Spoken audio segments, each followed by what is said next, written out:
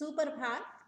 आज हिंदी विषय में व्याकरण के अंतर्गत संधि के भेद, व्यंजन संधि को कहानी पेडागॉजी के माध्यम से करने जा रहे हैं।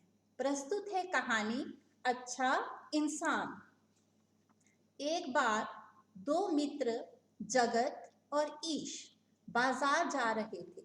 वह मार्ग में छोटे से बिल्ली के बच्चे को तंग कर रहे थे। उन्हें एक स्वर सुनाई दिया, जगदीश। उन्होंने ध्यान नहीं दिया। तभी एक व्यक्ति ने उनके कंधे पर हाथ रखकर कहा, तुम मेरी आवाज क्यों नहीं सुन रहे हो? यह उनके हिंदी के अध्यापक वागीश थे। बच्चों ने कहा, आप तो जगदीश कहकर बुला रहे थे। अध्यापक ने मुस्कुराकर कहा, जगत और ईश ही तो मिलकर जगदीश बनते हैं और जगत जमा नाथ जगन्नाथ बनते हैं। हिंदी में इसे संधि कहते हैं। बच्चों को बहुत आश्चर्य हुआ। अध्यापक उन्हें समझाने लगे। वे तन्मय होकर सुनने लगे। कुछ समय बाद अध्यापक ने कहा, शेष चर्चा हम कल कक्षा में करेंगे। फिर अध्यापक ने कहा, बिल्ली के बच्चे को तंग मत करो। हम अपने से कमजोर को तंग कर अपने को दिग्गज समझते हैं। ये अनुचित है। हमें सबसे प्रेम करना चाहिए, सबका सहयोग करना चाहिए और इसी सन्मार्ग पर चलकर हम अच्छा इंसान बन सकते हैं, हम उन्नति कर सकते हैं। आप लोगों ने कहानी सुनी। कहानी में देखा होगा कुछ शब्द आए हैं, जगदीश, वागीश, जगन्नाथ, तन्मय, दिग्गज, सन्मार्ग, उन्नति। यदि आप इन शब्दों पर विशेष ध्यान देंगे तो आप समझेंगे कि प्रत्येक शब्द में दो वर्णों का मेल होकर एक रूप परिवर्तन हुआ है और नया शब्द बना है। जब दो वर्ण आपस में मिलते हैं और रूप परिवर्तन होता है और नया शब्द बनता है, उसे ही हम हिंदी में संधि कहते हैं। संधि का अर्थ है मेल या फिर मिलना।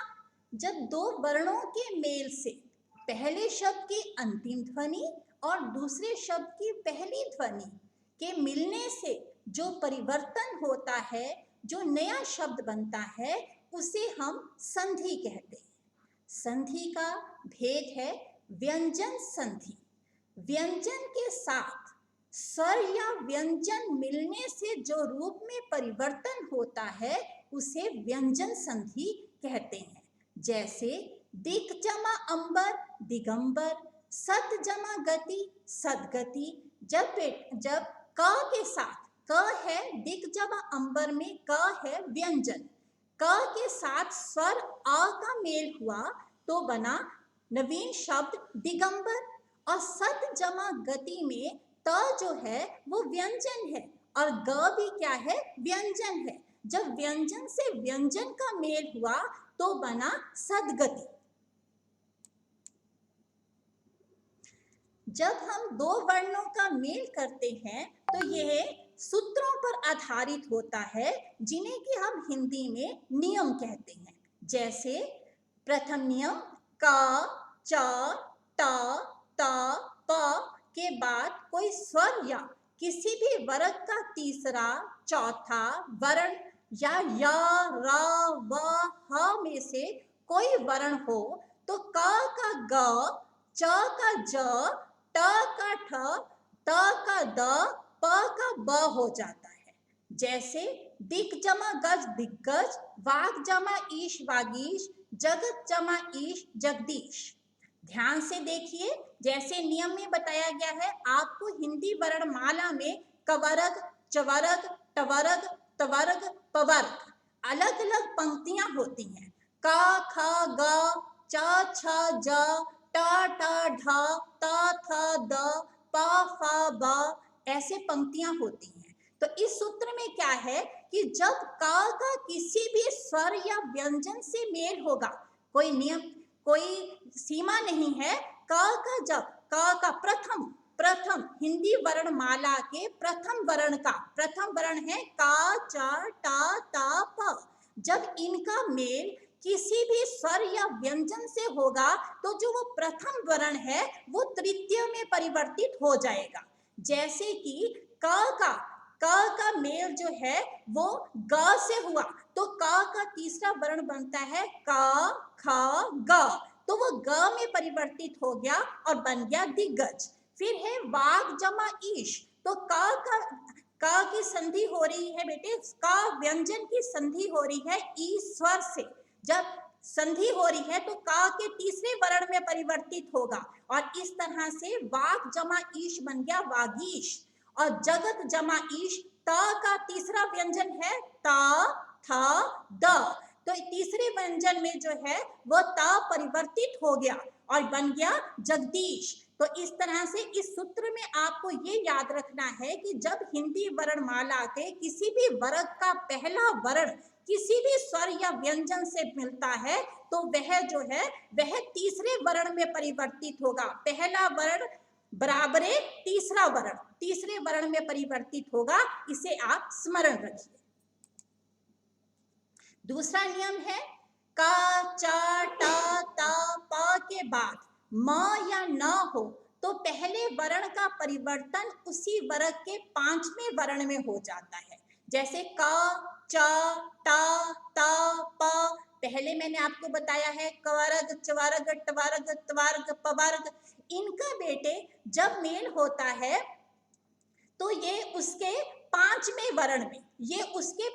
वर्ण में जब इन पहले वर्ण का मेल, पहले हमने किया किसी भी स्वर या व्यंजन के साथ हो जाए, इसमें हम कह रहे हैं कि जब पहले का मेल जो है वो म या न से होगा तो वो उसी वर्ग के पांचवें वर्ण में बदल जाएगा। जैसे का पांचवा वर्ण होता है का, ख, ग, घ, अंगा, तो कब जब मिलेगा तो वो बेटे अंगा में परिवर्तित हो जाएगा जब वो म या न से मिलेगा।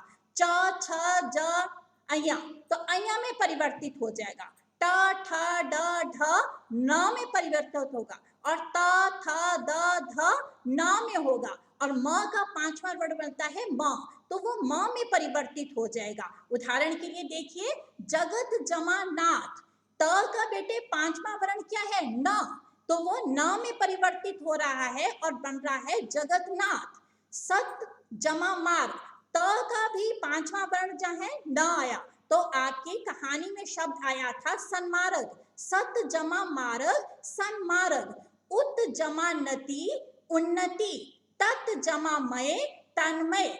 जैसे आपको पहले हमने उसमें बोला कि आप ध्यान रखेंगे कि तीसरे वर्ण में पहला वर्ण किसी से भी मिले तो वो तीसरे वर्ण में परिवर्तित होगा, अपने से तीसरे वर्ण में परिवर्तित होगा। वैसे ही आपके दूसरे नियम में है कि पहला वर्ण जब म या न से मिलेगा तो वो अपने पांचवें वर्ण में परिवर्तित होगा। तो आप पांचवें वर्ण को स्मरण रखिएगा। हाँ जी, अब आपको प्रश्न अभ्यास में मैंने दिए गए हैं, आपको बहुविकल्पीय प्रश्न दिए हैं, इनको आप स्वयं करेंगे। जैसे वर्णों के परस्पर मेल से जो परिवर्तन होता है उसे कहते हैं समास, संधि, सर्वनाम। व्यंजन के बाद स्वर या व्यंजन आने पर उनके मेल से जो रूप में परिवर्तन होता है उसे कहते हैं स्वर संधि, व्यंजन संधि, अयादि संधि। वागदान में कौन सी संधि है, दीर्घ संधि, व्यंजन संधि या स्वर संधि? उत जमा नयन की संधि है उन्नयन, उन्नयन, उन्नयन। जगत जमा अंबा की संधि है जगतंबा, जगदंबा और जगतंबा।